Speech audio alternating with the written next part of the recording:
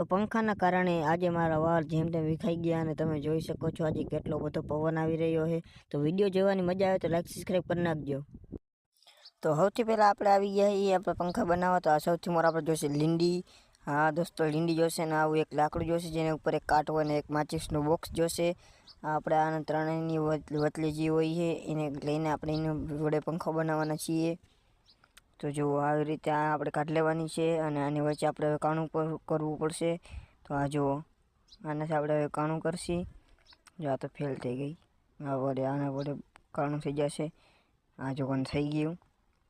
હા જો આવી રીતે આપણે કાણું કરવાનું છે, હોરું કાઢી લેવાનું, બે બાજુ એમ કરી નાખવાનું એક ફેરે। અને હવે આપણે ટ્રાય કરી લેવાનું એવું ના આવડે, 2-3 ફેર આવી રીતે કાઢી લે પહેલાં, બસ થઈ ગયું। અને હવે આપણે ઓને હોરું કાઢી લેશે એક ફેરે, જોઈ લેશે, માપનું કરી લેશે બરાબર। આ માપનું થઈ ગયું છે બરાબર।